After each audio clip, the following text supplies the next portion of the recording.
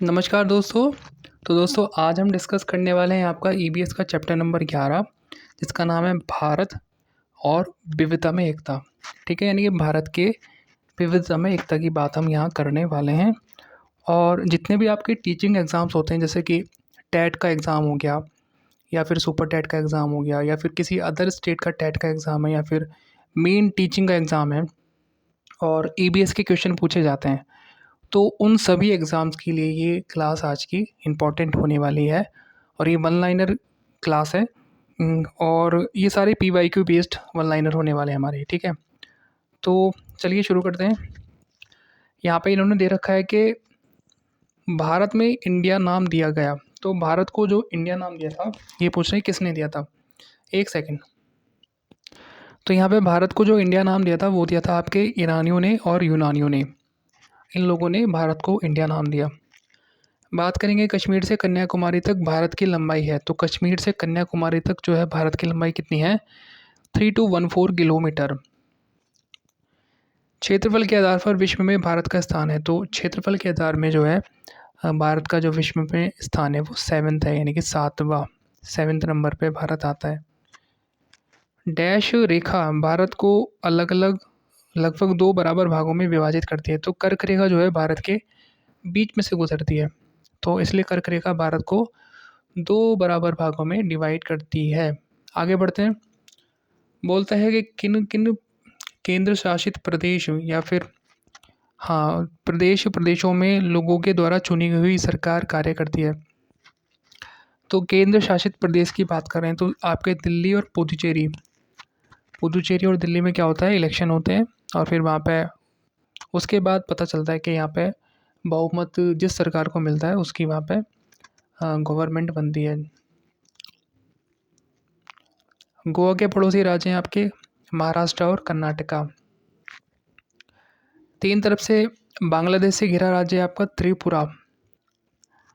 भारत का राष्ट्रीय पक्षी है आपका बरगद। राष्ट्रीय वृक्ष, सॉरी पक्षी नहीं है, वृक्ष की बात कर रहे हैं। राष्ट्रीय गान के रचयिता हैं आपके रविंद्रनाथ टैगोर जी।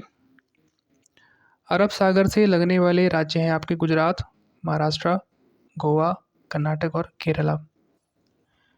बंगाल की खाड़ी से लगने वाले राज्य हैं तमिलनाडु, आंध्र प्रदेश, उड़ीसा और पश्चिम बंगाल। आगे बढ़ेंगे। बोलता है अफगानिस्तान को स्पर्श करने वाला भारत का एकमात्र राज्य है। तो जम्मू एंड कश्मीर जो है एकमात्र राज्य है जो भारत मतलब अफगानिस्तान को स्पर्श करता है। भारत की स्थलीय सीमा सबसे ज़्यादा है तो बांग्लादेश के साथ। और भारत की स्थलीय सीमा की लंबाई कितनी है? 15,200 किलोमीटर। आई थिंक ये चेंज हो गई है, इसमें थोड़ा डाउटफुल हूँ मैं भी। ठीक है, एक बार चेक करके मैं कमेंट बॉक्स में पिन कर दूंगा। सर्वाधिक जनसंख्या वाला मरुस्थल है तो थार जो है आपका सर्वाधिक जनसंख्या वाला मरुस्थल है जो कि आपके भारत में है। आगे बोलता है कि विश्व में सबसे अधिक वर्षा होती है तो मौसिन नाम मेघालय। ठीक है, भारत के राष्ट्रीय कैलेंडर को स्वीकार किया गया 22 मार्च 1957 को। मणिपुर, त्रिपुरा और असम डैश राज्य से घिरा हुआ है। तो मिजोरम से ये घिरा हुआ है। डैश राज्य की सबसे ज़्यादा तटीय सीमा है। तो गुजरात की सबसे ज़्यादा तटीय सीमा है। भारत की सबसे ऊंची चोटी गॉडविन ऑस्टिन जिसकी लंबाई कितनी है? 8,611 किलोमीटर, सॉरी मीटर। यह डैश पर्वत श्रेणी में स्थित है। तो काराकोरम में ये स्थित है। प्रसिद्ध पहाड़ी पर्यटक स्थल डैश श्रेणी में स्थित है। तो लघु हिमालय। आगे बात करेंगे।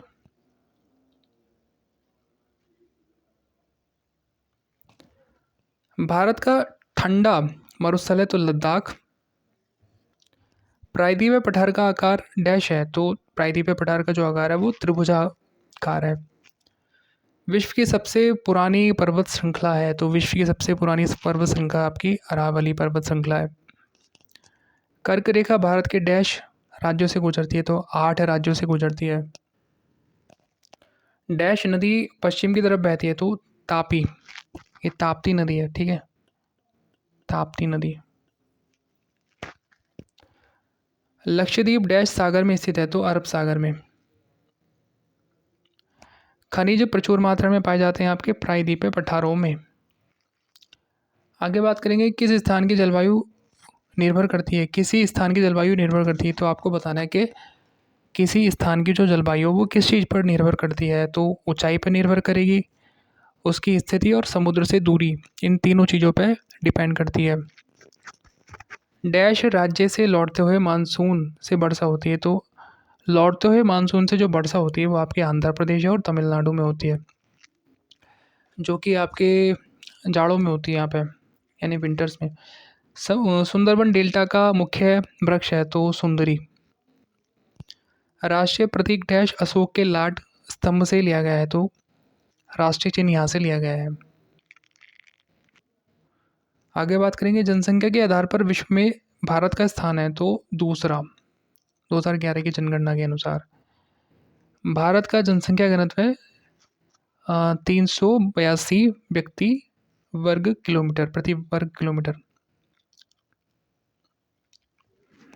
यहाँ बोलता है कि सर्वाधिक जनसंख्या वाला राज्य है आपका उत्तर प्रदेश, सर्वाधिक जनसंख्या घनत्व वाला राज्य आपका बिहार हो गया, सर्वाधिक लिंगानुपात वाला राज्य आपका केरल हो गया, सर्वाधिक साक्षरता दर वाला राज्य आपका केरल हो गया। भारत में सबसे लंबा बांध है, तो भाखड़ा नांगल बांध, जो कि आपका हीराकुंड, ठीक है।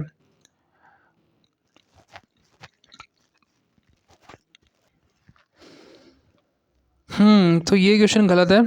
सबसे लंबा बांध आपका हीराकुंड है, जो महानदी पे बना हुआ है। यहाँ मुझे भी डाउट लग रहा था, तो ये गलत है, हीराकुंड होगा, ठीक है।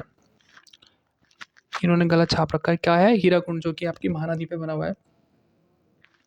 शहीद आजम कहा जाता है तो भगत सिंह को। भारत में हिमालय की सबसे ऊंची चोटी है K2, माउंट K2। भारत की प्रथम महिला IPS अधिकारी हैं आपकी किरण बेदी जी। आगे चलते हैं। बोलता है कि क्षेत्रफल के आधार पर भारत का सबसे बड़ा राज्य है, तो राजस्थान। भारतीय राज्यों में से किस राज्य की कोई समुद्री सीमा नहीं है, राजस्थान की।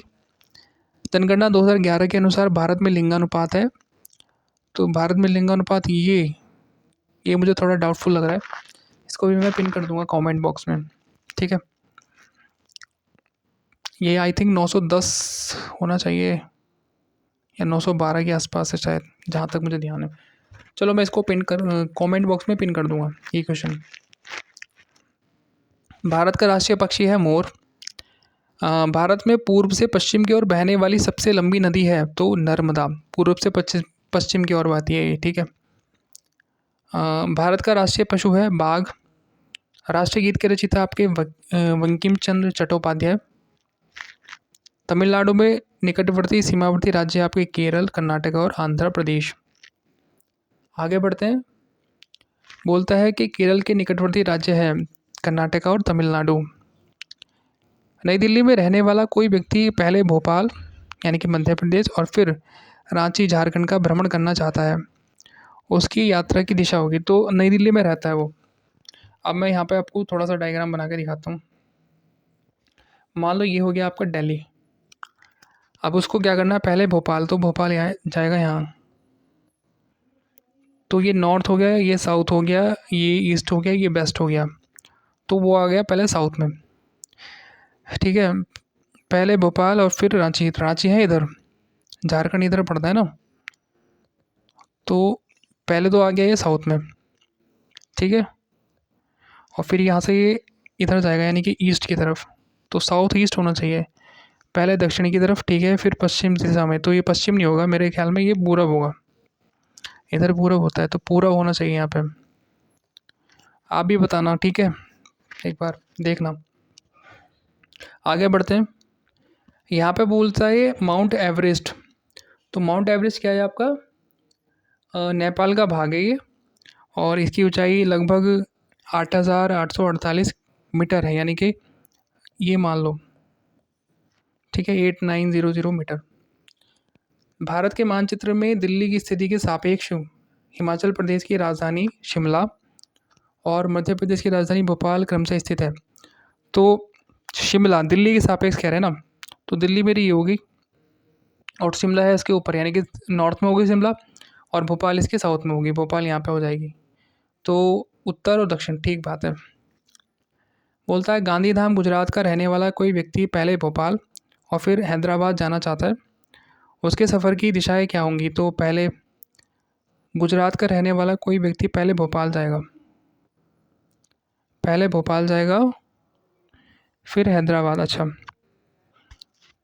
गुजरात का रहने वाला व्यक्ति, तो गुजरात हमारा यहाँ है, तो पहले यहाँ जाएगा ईस्ट की तरफ, ठीक है। फिर हैदराबाद नीचे जाएगा, फिर वो हैदराबाद यहाँ है, तो पहले जाएगा ईस्ट और फिर जाएगा साउथ से, पहले पूर्व दिशा में फिर दक्षिण दिशा में। माउंट एवरेस्ट एक भाग है नेपाल का। भारत के नक्शे में दिल्ली के संदर्भ में झारखंड और राजस्थान क्रमशः दिशा में आते हैं। तो दिल्ली के संदर्भ में, दिल्ली की हमारी एरी, झारखंड हमारा इधर आता है, ठीक है, झारखंड हमारा इधर आता है और राजस्थान हमारा इधर आता है। तो ये तो आ गया पश्चिम में, वेस्ट में, और ये आ गया हमारा ईस्ट में, पूरब में, ठीक है। तो ये था आपका चैप्टर नंबर 11, जिसका नाम था विविधता में एकता, ठीक है। अगर आपको वीडियो पसंद आई है तो वीडियो को लाइक कर देना और चैनल को सब्सक्राइब कर लेना।